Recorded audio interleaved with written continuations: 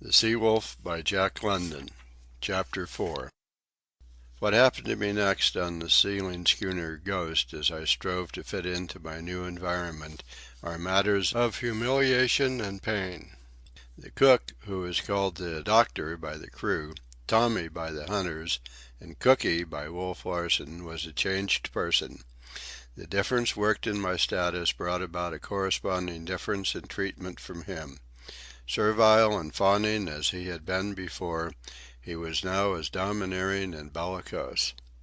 In truth, I was no longer the fine gentleman with the soft skin as a lady's, but only an ordinary and very worthless cabin boy.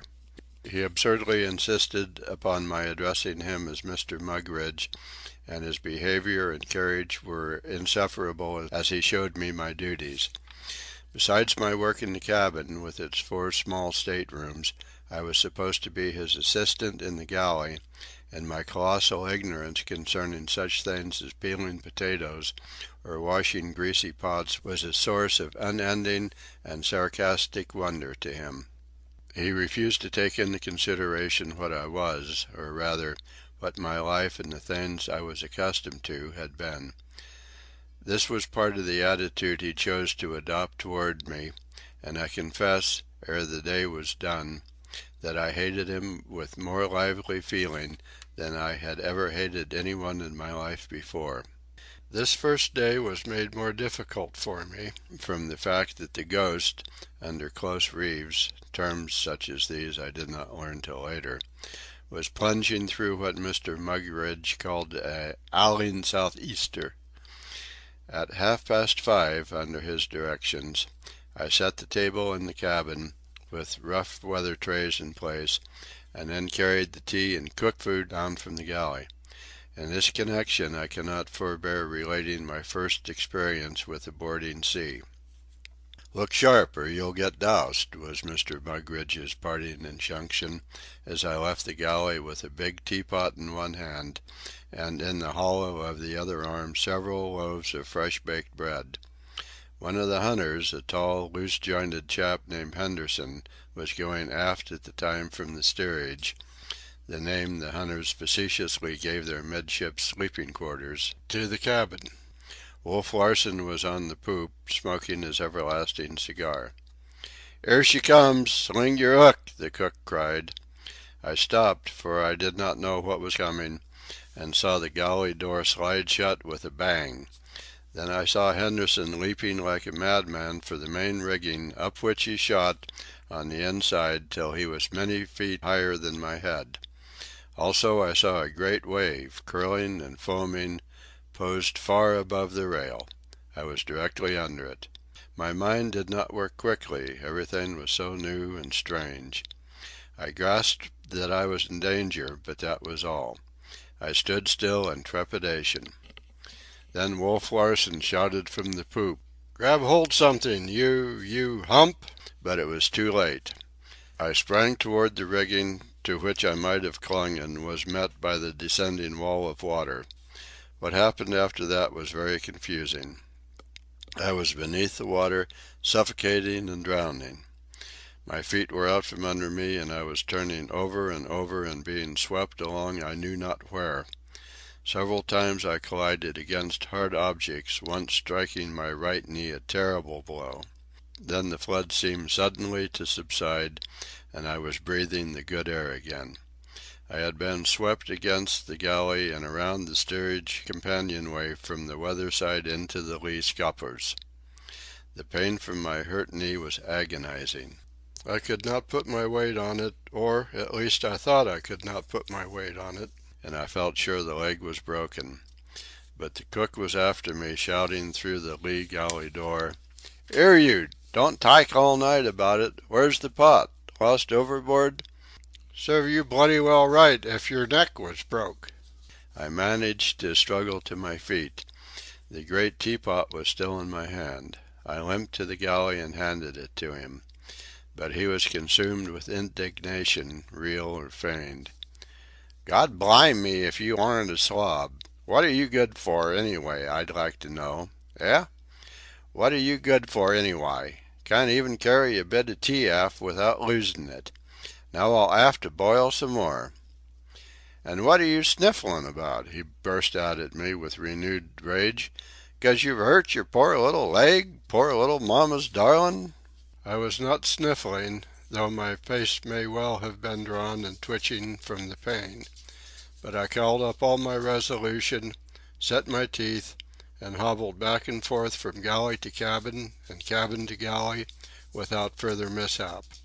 Two things I had acquired by my accident: an injured kneecap that went undressed and from which I suffered for weary months, and the name of Hump, which Wolf Larsen had called me from the poop. Thereafter, fore and aft, I was known by no other name until the term became a part of my thought processes and I identified it with myself, thought of myself as Hump, as though Hump were I and had always been I. It was no easy task waiting on the cabin table, where sat Wolf Larsen, Johansen, and the 6 hunters. The cabin was small, to begin with, and to move around, as I was compelled to, was not made easier by the schooner's violent pitching and wallowing. But what struck me most forcibly was the total lack of sympathy on the part of the men whom I served. I could feel my knee through my clothes, swelling and swelling, and I was sick and faint from the pain of it. I could catch glimpses of my face, white and ghastly, distorted to pain, in the cabin mirror. All the men must have seen my condition, but no one spoke or took notice of me, till I was almost grateful to Wolf Larsen later on (I was washing the dishes) when he said, "Don't let a little thing like that bother you. You'll get used to such things in time. It may cripple you some, but all the same you'll be learning to walk. That's what you call a paradox, isn't it?" he added. He seemed pleased when I nodded my head with the customary "Yes, sir." "I suppose you know a bit about literary things, eh? Good. I'll have some talks with you some time." And then, taking no further account of me, he turned his back and went up on deck. That night, when I had finished an endless amount of work, I was sent to sleep in the steerage, where I made up a spare bunk. I was glad to get out of the detestable presence of the cook and to be off my feet. To my surprise, my clothes had dried on me, and there seemed no indication of catching cold, either from the last soaking or from the prolonged soaking from the foundering of the Martinez. Under ordinary circumstances, after all that I had undergone, I should have been fit for bed and a trained nurse. But my knee was bothering me terribly. As well as I could make out, the kneecap seemed turned up on edge in the midst of the swelling. As I sat on my bunk examining it, the 6 hunters were all in the steerage, smoking and talking in loud voices. Henderson took a passing glance at it. "Looks nasty," he commented. "Tie a rag around it, and it'll be all right." That was all, and on the land I would have been lying on the broad of my back with a surgeon attending me, and with strict injunctions to do nothing but rest. But I must do these men justice. Callous as they were to my suffering, they were equally callous to their own when anything befell them. And this was due, I believe, first to habit, and second to the fact that they were less sensitively organized. I really believe that a finely organized, high-strung man would suffer twice and thrice as much as they did from a like injury. Tired as I was, exhausted in fact, I was prevented from sleeping by the pain in my knee. It was all I could do to keep from groaning aloud. At home I should undoubtedly have given vent to my anguish, but this new and elemental environment seemed to call forth for a savage repression. Like a savage, the attitude of these men was stoical in great things, childish in little things.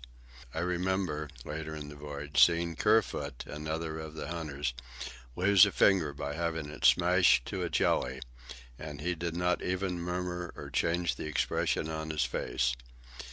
Yet I have seen the same man, time and again, fly into the most outrageous passion over a trifle. He was doing it now, vociferating, bellowing, waving his arms, and cursing like a fiend, and all because of a disagreement with another hunter as to whether a seal pup knew instinctively how to swim. He held that it did, that it could swim the moment it was born. The other hunter, Latimer, a lean, Yankee-looking fellow with shrewd, narrow-slitted eyes, held otherwise, held that the seal pup was born on the land for no other reason than it could not swim, that its mother was compelled to teach it to swim as birds were compelled to teach their nestlings how to fly. For the most part, the remaining 4 hunters leaned on the table or lay in their bunks and left the discussion to the 2 antagonists. But they were supremely interested, for every little while they ardently took sides, and sometimes all were talking at once, till their voices surged back and forth in waves of sound like mimic thunder rolls in the confined space. Childish and immaterial as the topic was, the quality of their reasoning was still more childish and immaterial. In truth, there was very little reasoning, or none at all. Their method was one of assertion, assumption, and denunciation. They proved that a seal pup could swim or not swim at birth by stating the proposition very bellicosely and then following it up with an attack on the opposing man's judgment, common sense, nationality, or past history. Rebuttal was precisely similar. I have related this in order to show the mental caliber of these men with whom I was thrown in contact. Intellectually they were children, inhabiting the physical forms of men. And they smoked, incessantly smoked, using coarse, cheap, and offensive-smelling tobacco. The air was thick and murky with the smoke of it, and this, combined with the violent movement of the ship as she struggled through the storm, would surely have made me seasick had I been a victim to that malady. As it was, it made me quite squeamish, though this nausea might have been due to the pain of my leg and exhaustion. As I lay there thinking, I naturally dwelt upon myself and my situation. It was unparalleled, undreamed of, that I, Humphrey Van Weyden, a scholar and a dilettante, if you please, in things artistic and literary, should be lying here on a Bering Sea seal-hunting schooner. Cabin boy! I had never done any hard manual labor or scullion labor in my life.